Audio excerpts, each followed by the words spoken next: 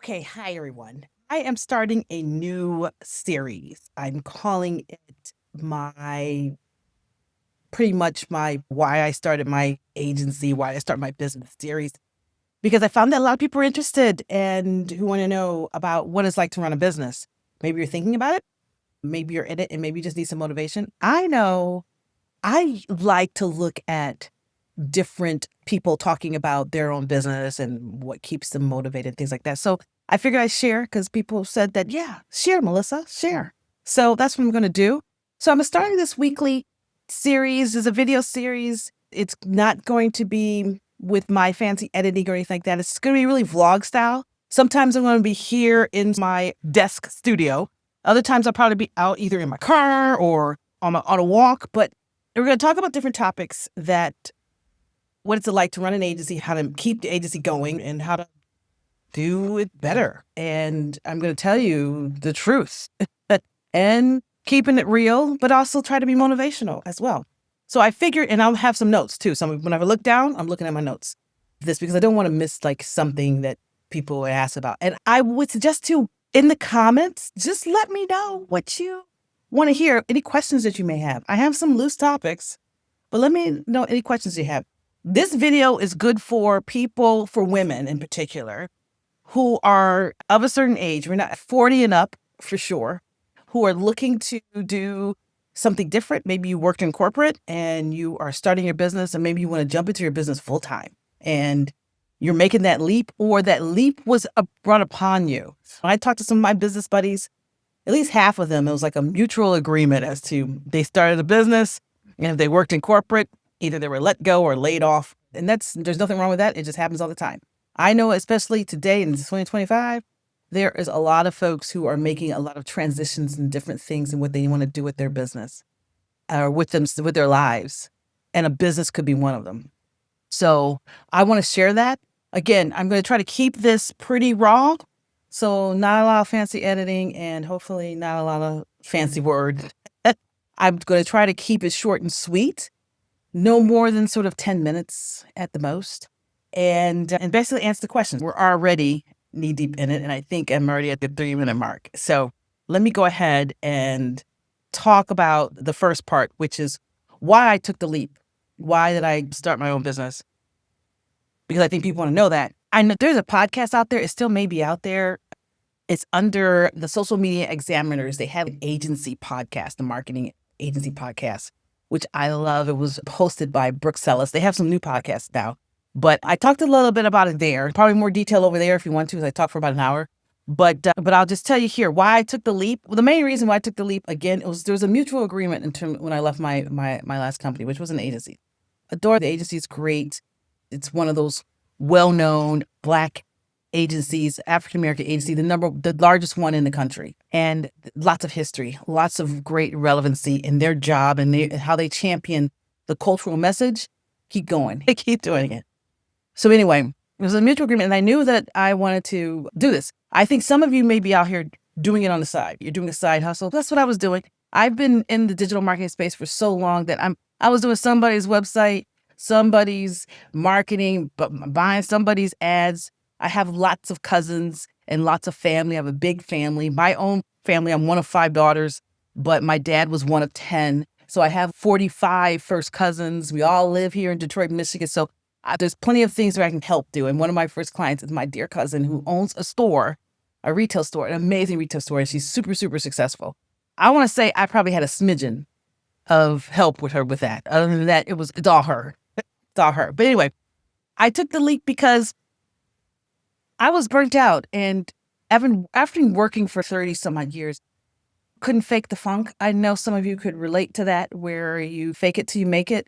And we were all brought up at a certain time where we went in there and shined and did what we needed to do for our bosses, for our peers.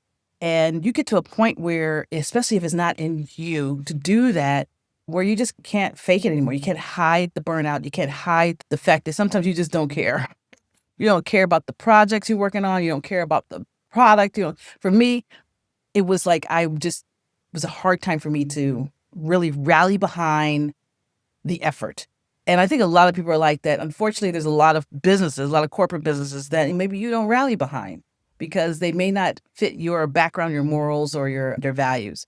But that was one of the reasons why I took it. And then also some of our clients, I've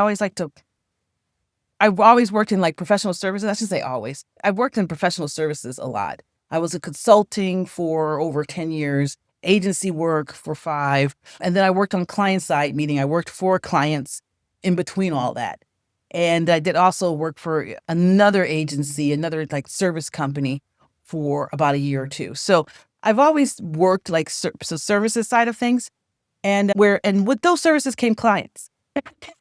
Excuse me. And those clients, I didn't really have a hearsay of who they are. I didn't pick them. I'm not sales. I was marketing. So I didn't really pick the clients. So I thought it would be great when I started this agency that I get to pick the clients. I get to pick who I want to work with. And that was another reason that got me interested. So that's why I took the leap. I have 2 kids. My youngest at the time when I was still in high school, and my oldest was finishing up college. And then I was married at the time. So it was a lot. And I was a breadwinner. It was a lot going on in terms of doing that. But I knew that if I didn't do it then, when? And I knew as every year would go on, it would be harder and harder to find those positions that I would like. Not to brag, but when you move up into the salary caps and salaries, and as well as positions and titles, there's only so many that go around, right? So I left, I was a VP of an agency. I've been VPs, I've been general managers, I have been directors, and there's only so many positions that are out there that are competitive, especially if you want to maintain a certain lifestyle that you want to have and live in the city you want to have. I want to stay here in the Detroit area. My kids are here, and I'm not about moving people around. So I didn't want to do that either. Starting a business seemed logical, and it made me excited to do it. Unfortunately, I started in 2019, in fall of 2019. It was right around the corner, right? The pandemic. But the pandemic, while I think it was fortunate and definitely for me, because I do digital marketing. And during the pandemic, what everybody needed, people needed to figure out digital, and they needed to figure out what they were doing offline, online. So my business blossomed from there, and all but God, why that happened. So that's why I took the leap. And when I did it in an age where, like I said, I had a kid in high school, about to go to college, and I'm an older parent. I had my kids when I was 35 and 38. So I had them older. So I was an older parent. But I know that I wanted to make sure that they were going to be fine. And I didn't want to lose the things that we already had, which wasn't much. We had a house, the kid was in private school, and we had 2 cars, nothing new. And we weren't really truly going on vacations, but I was using business trips as vacations. So it really wasn't that aspect of it. But I just really wanted to be there for them because I was working like 70, 80-hour weeks, more like 60, 70-hour weeks. I was working a lot of hours, and that can grate on you. And I've been doing that for most of my career. A 40-hour work week, I wish. As a marketer, tell me, if you're a marketer, and this is what its audiences is to marketers or people who want to create an agency or create a business, you know what it's like. If you work 40 hours, when you own your own stuff, you're going to be working a lot of hours. But if it's yours, it doesn't seem like that, right? I pretty much, in these 5 years, I've been working every day. But is it every day? I'll take vacations, but am I really working every day? It really depends on how you define work. So when I also started this agency, I'm in a couple of business groups, and I remember some people were asking me, I was like, okay, is it like what they say? Can you be able to go out at lunchtime anytime you want? You can travel, you can do all these things and live that lifestyle, that laptop lifestyle, that they talk about. That's not true. Those who do it, you can read a lot of articles where they say that gets old quick. I did have a office. I was in a co-working space before the pandemic, and then the pandemic hit. And then I decided to make my business remote because everybody was remote. And I'm a digital marketer. I don't have a physical product. So it didn't necessarily need to be there, nor did I have my team actually see them. I was also used to working with remote people. I've been working and using WebEx and what was the other one? Skype I've been using those things for years before Zoom came along. So I was always used to working with different groups, whether they were overseas in India or in Asia, which is part of India, or they were just down the street in Ohio. I always had conference calls with team and staff and things like that. So I was used to that. So that wasn't the big thing. Here's a couple of things that they won't tell you when you start a business. Like I would say, you want to say late in life, right? Late in your career. They always say that you see things about how businesses are started by the young, the youth, those scrappy startups. And that's not true. You're never too old to start a business. You have the most experience. And you can set up your business because you've been in business or you've been around a business longer. Maybe you're doing something that you have been doing for years, you decide to monetize it. So you're never too old. Another thing I want to mention is the fact that your experience is going to be your greatest asset. One of the things that was an asset for me is because I mentioned I was a VP. So I had a team under me when I left corporate. And coming back and doing your own business, and all of a sudden you're doing a lot more than you used to. I felt like I was back in my early days as a marketing coordinator out of undergrad. And I had to do things and I like it, but some of the things I didn't like. And so hiring people and getting team or getting a staff was never an issue for me. I know that there's people out there who are struggling right now with their business. Their business is inching along. Their agency is not quite moving because they're trying to do everything. And if you're thinking about hiring, you're probably thinking about it too late.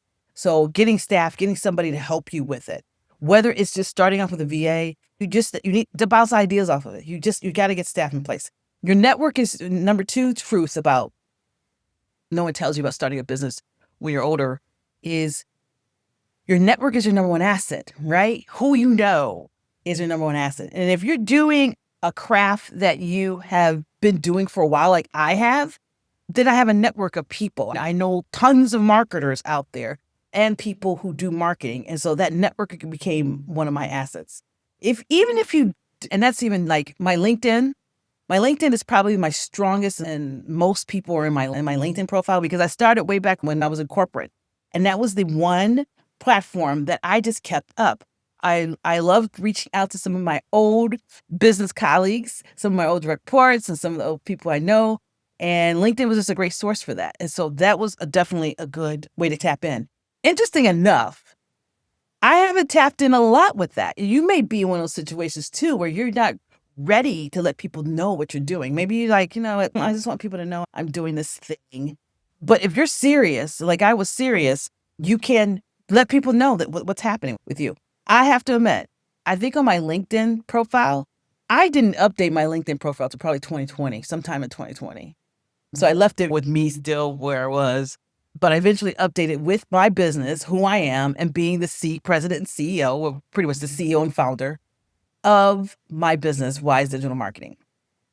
And once it's there, it's out there. My network, interesting enough, on LinkedIn morphed and changed, right? It's all about the algorithm and keywords. When you have different titles, you're targeted with different things. And so I became targeted with, especially the small business community.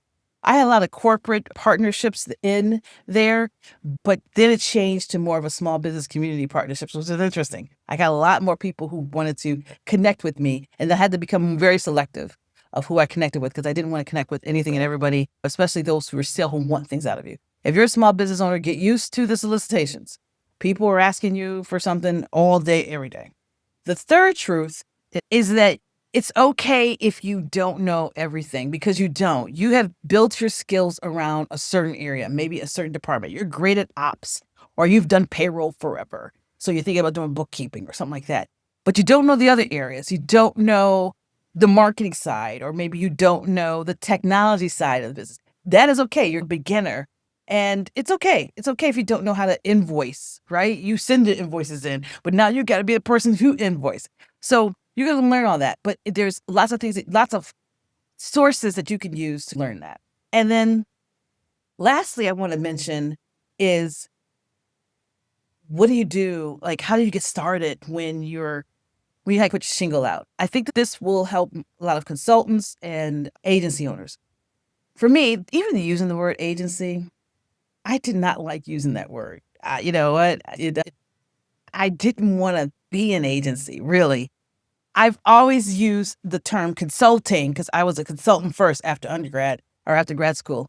So I had a consulting, Melissa McClary Davis, MMD Consulting, and I used that throughout like my side hustle.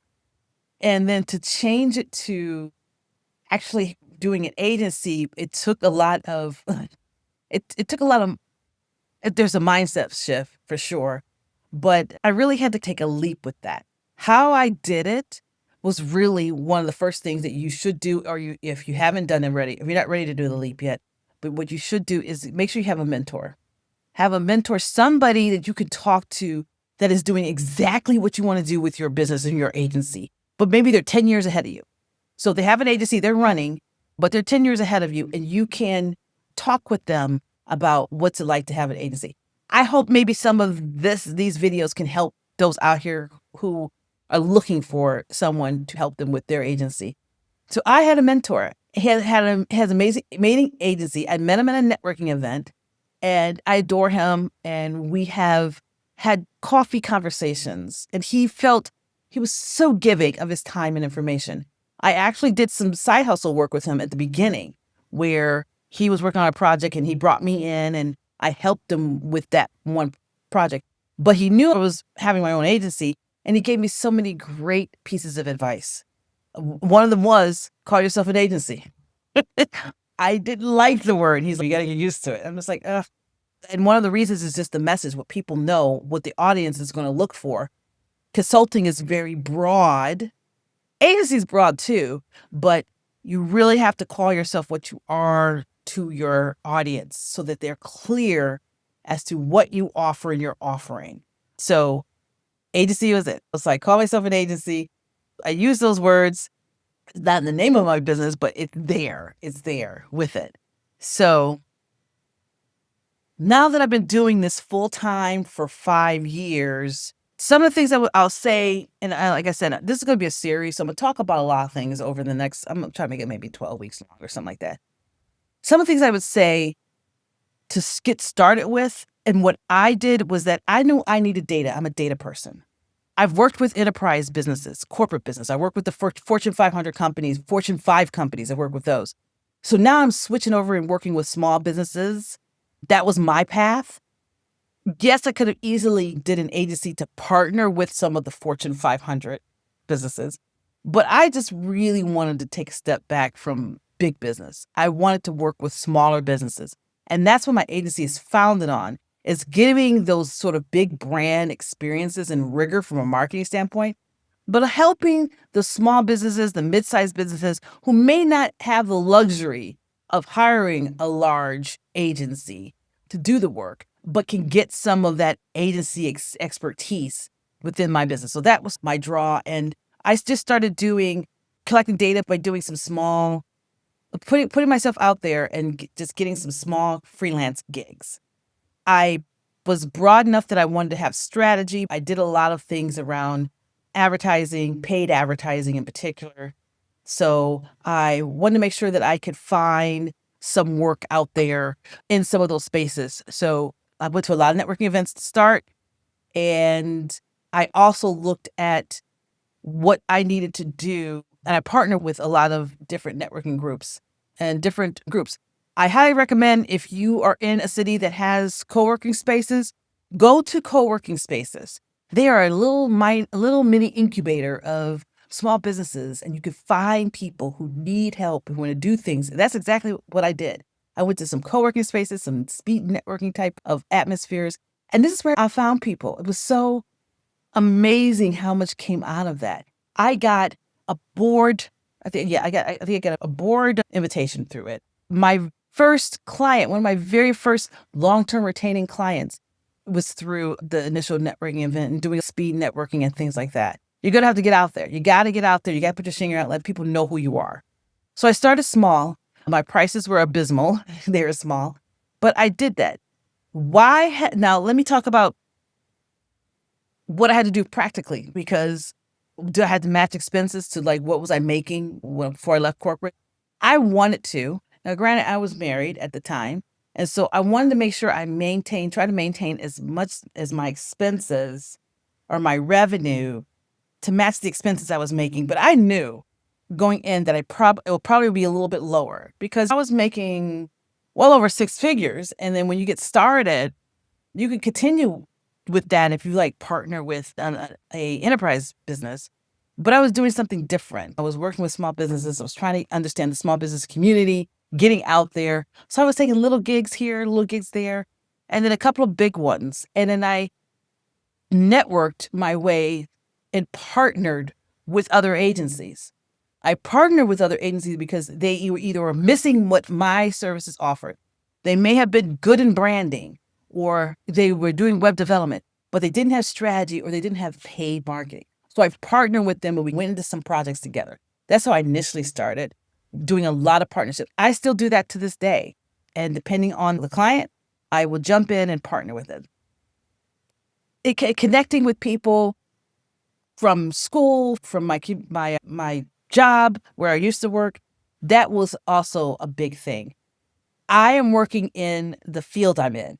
So if you're coming from a very different field, like you were a nurse and you decided to want to start a marketing agency, you got some challenges there, especially if you don't know anybody in that field. You're going to have to create a portfolio of work early, and you might just have to create work because people don't know you yet, and they don't know your expertise, and you need to show that work. I had plenty of work from my corporate days that I could talk about a little bit, but I was under a contract, so I couldn't use client names or any of that for the first year after I got into business, and I was adhering to those contract limitations.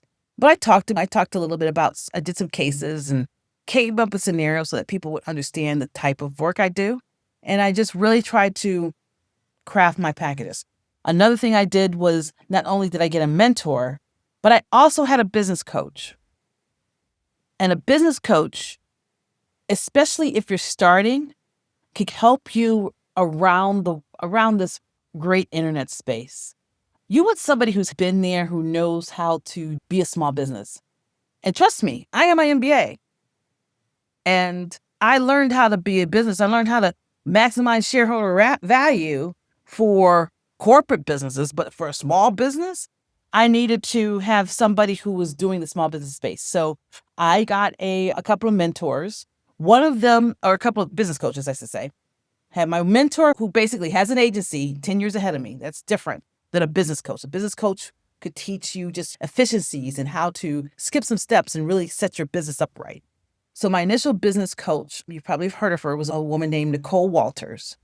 And I still am in her community today. I'm just grandfathered in. I still pay my monthly fee, which is not that bad, but I'm grandfathered in. I know she's charging way more than that. But I got into her community. I found her on socials and I liked her vibe. And I needed to understand some of the things I was missing from business. I knew business, but I needed to know how to run a small business. So I wanted to take advantage of that.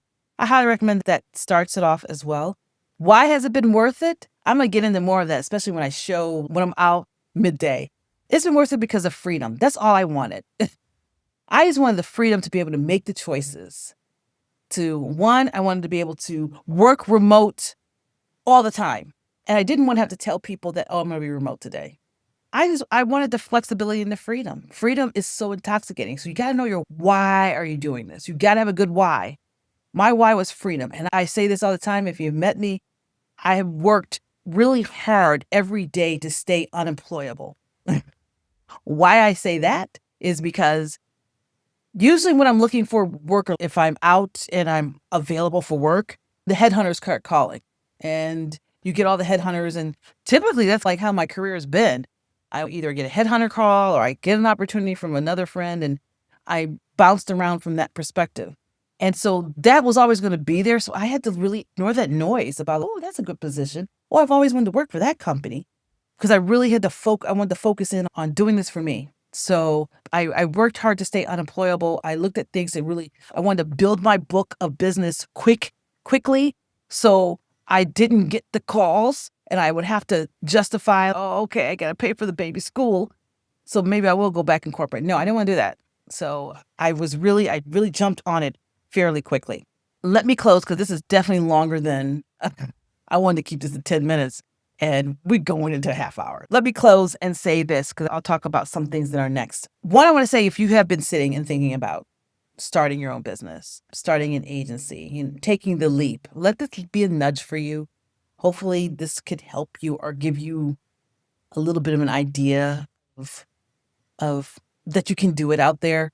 And ask me questions in the comments, about it, about the agency and the type of agency I started. And subscribe to my channel and come back. I'm going to try to get these up every week, every Friday. And subscribe to my channel, follow me on socials. And next week, I'll probably talk through a little bit how I got my first batch of clients out there. Talk a little bit more about that. And I'd love to hear your story. So take care.